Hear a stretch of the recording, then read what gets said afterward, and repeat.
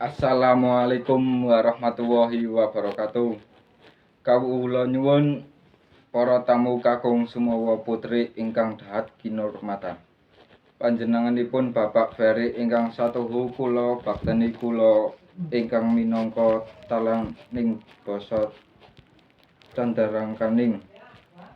Atur panjenenganipun Bapak Ibu Anto ingkang sapisan Bapak Nur Cahya kekalih ngaturaken salam anipun kanjuk dumateng Bapak Fabian kekalih.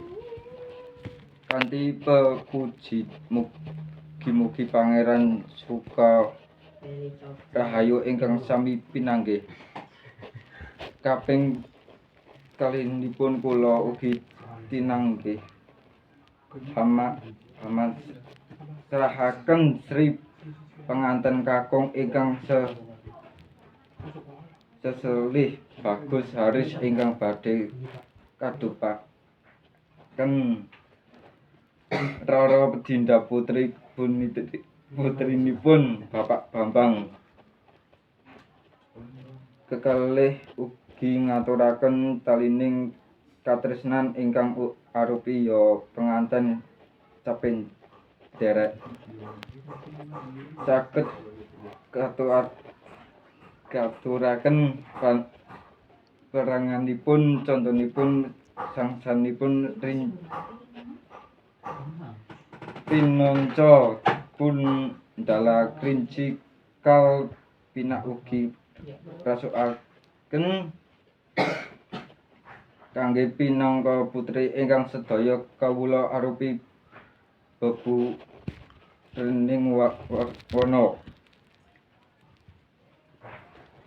Menggah sedaya kalawau ngaturaken kanthi suka rekaning penggalih nadya ta boten wonten ajengipun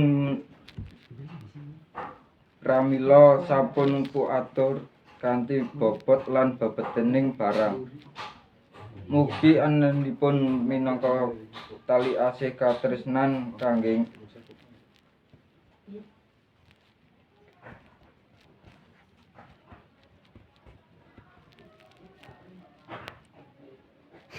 ngaturaken anggenipun bebasan lan silaturahmi.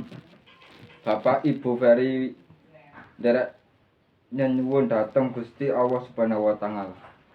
Mugi paring berkah pangestu wilujeng dumateng ijabaning penganten.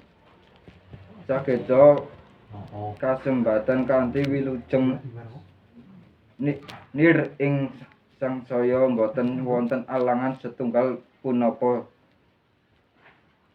Kula ingkang minangka caranika ingkang ngaturaken pasrah tumanten mbok bilih wonten cecer cerewet tuwin kunjining atur lan mbok bilih wonten kirangan jembatan tanda tanduk tuwin tata krami. Kula dalah para cara ingkang lumantaraken cerah-cerah sedaya nyuwun samudaning pangaksama. Wassalamualaikum warahmatullahi wabarakatuh.